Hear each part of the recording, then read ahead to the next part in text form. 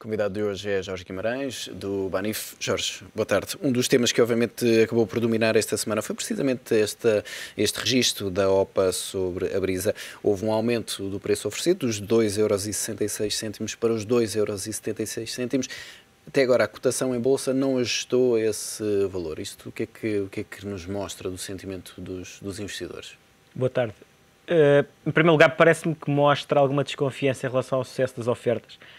Em Portugal, historicamente as ofertas de aquisição em Portugal não têm muito sucesso. Esta oferta da Simpor, apesar de tudo o que se passou a seguir à concretização da oferta, é uma das primeiras que teve sucesso nos últimos anos.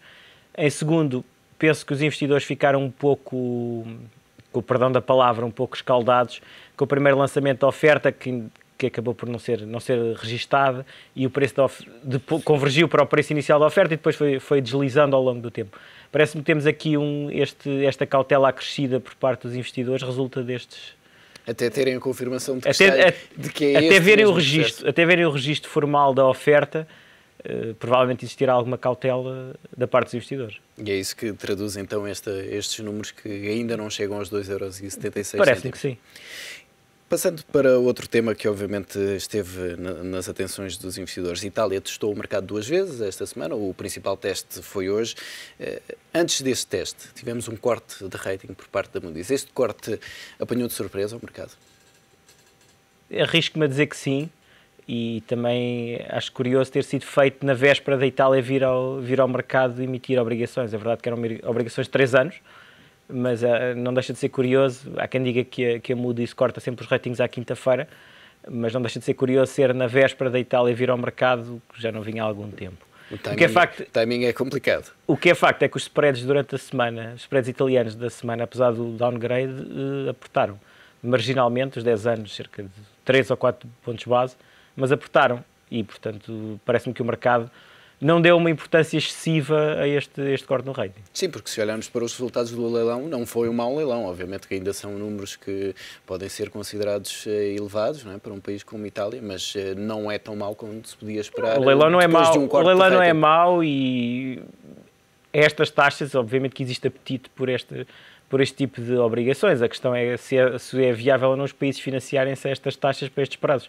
Eu diria que não, mas que há apetite dos investidores, eu diria que é. Claro que há. Depois destes alertas da Moody's, podemos ver a Itália cair para uma situação em que está na categoria de junk?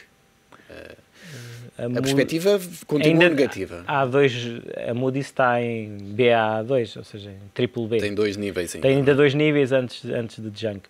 E parece-me que a passagem para o estatuto de non-investment grade tem uma carga simbólica e política maior. Diria que não é para já que isso aconteceria. Mas nestas justificações que o Moody's avançou, falou obviamente da situação da Grécia, também da situação de Espanha, que ainda geram muita incerteza, mas essa incerteza não passou para o mercado esta semana, como dizias há pouco, os spreads acabaram por apertar.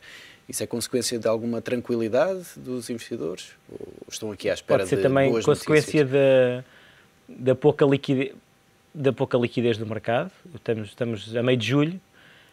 Aquilo que se tem visto do lado das ações, por exemplo, é que os volumes transacionados estão cerca de 30% a 40% abaixo das médias. Portanto, mais do que os investidores estarem confiantes ou pouco confiantes, estão desiludidos e começam a sair do mercado.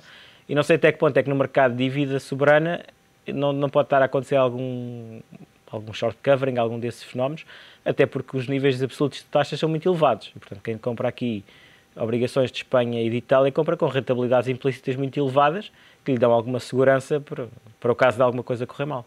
Portanto, poderemos estar a assistir aqui a um fenómeno como no ano passado. Tivemos um verão relativamente tranquilo e a partir de setembro um regresso dos investidores com uma perspectiva muito pouco otimista. Enfim, os movimentos das obrigações soberanas e todas as questões dependem também muito do que é que os políticos europeus vão dizendo. Isso é sempre uma caixinha de surpresas. Infelizmente, ao longo dos últimos 2 anos e meio, a maior parte delas foram negativas, mas isso é sempre uma caixinha de surpresas, o que é que eles fazem e o que é que eles não fazem. Além disso, tivemos o governo espanhol a tomar, na sequência do pacote de ajuda à banca, tivemos o governo espanhol a tomar uma série de medidas de contenção orçamental. Este ajuste de 65 mil milhões de euros. Cerca de 65 mil milhões de euros em 2 anos e meio, com o objetivo de atingir os 3% do déficit em 2014, que são medidas que são bem recebidas pelo mercado, efetivamente. Isso também ajudou ao bom sentimento dos mercados esta semana. China, estes dados do crescimento, um crescimento de 7,6%, em linha com o que era esperado pelos analistas, mas isto continua a justificar a análise de muitas casas de investimento que esperam mais medidas de estímulo para este segundo semestre? Sim, parece-me claro que poderemos assistir a mais medidas de estímulo. O governo chinês já cortou várias taxas de juros ao longo deste ano, já desceu a taxa de reservas obrigatórias dos bancos, já anunciou que iria fazer um plano de estímulos à economia, embora não tão relevante como aquele que fez há 2 anos atrás, e, portanto, mais estímulos ou mais medidas de política monetária serão de esperar. Inclusive, o objetivo do governo chinês é fazer um soft landing da economia chinesa. Se isso é mais 7, mais 6 ou mais... passar de um crescimento de 9,5, sensivelmente, ou 9 ninguém no Ocidente sabe muito bem o que é que quer dizer o soft landing. Os bancos internacionais, deve ser provavelmente as chamadas que eu mais ouvi nos últimos anos, é que não ia haver soft landing, ia haver um hard landing, o que é facto que ano após ano o governo chinês tem conseguido gerir relativamente bem estas coisas. Não vejo nada agora que me faça pensar que é diferente. De facto, a economia chinesa está a abrandar e tem que abrandar, porque as taxas de crescimento que estava a viver são insustentáveis no longo prazo. Mas este abrandamento que a China viveu no primeiro semestre de 2012, notou-se ou está a notar-se agora na apresentação de resultados tanto nos Estados Unidos como das poucas empresas europeias que já divulgaram contas? É perceptível esse abrandamento? Até agora houve muito poucas empresas. Nos Estados Unidos tivemos Alcoa, JP Morgan. De referência são muito poucas. De referência são muito poucas. Na Europa o que tivemos foi mais apresentações de vendas por parte de algumas empresas mais ligadas ao consumo, em que vê-se algum abrandamento, mas não é nada de dramático. Nos segmentos mais ligados ao luxo, não é? Exatamente. Que tinham ali na China um mercado forte tinha e tem. O mercado de luxo na China é o grande driver dos produtos de luxo a nível mundial. O consumidor chinês, tanto na China como quando viaja, e nota-se algum abrandamento, mas ainda assim com taxas de crescimento elevadas. E quando olhamos para de facto são poucos para já os indicadores que nos chegam dos Estados Unidos, mas é uma earnings season que está a arrancar pelo menos em linha com o que se esperava? Os primeiros resultados que saíram são um pouco ingratos, além da Alcoa, onde eu acho que não. Os resultados foram em linha, a ação caiu 4% no dia seguinte, não acho que se tire daí nenhuma tendência especial. JP Morgan hoje eram resultados bastante antecipados, não porque é que dizia das tendências operacionais, mas por todas as consequências das perdas com o portfólio de derivados de crédito e tudo isso. Acho que ainda é cedo para tirarmos uma tendência destes resultados, porque, como eu disse, JP Morgan era um caso muito especial, só a partir da semana que vem é que poderemos tirar uma tendência mais clara do que é que vai ser e o que é que não vai ser. E também tivemos, além do JP Morgan, hoje já tivemos o Wells Fargo, que a divulgar uns números que saíram um bocadinho melhor do que o JP Morgan, também não teve, obviamente, toda aquela pressão. Ainda assim, o JP Morgan lidou bem com estas perdas da carteira de derivados. Então, apesar de mais do que duplicar aquilo que se esperava inicialmente. De fora é muito difícil dizer o que é que se passou. É muito, muito difícil dizer o que é que se passou. Eu atrevo-me a dizer que mesmo dentro da própria JP Morgan provavelmente ainda estão a perceber o que é que...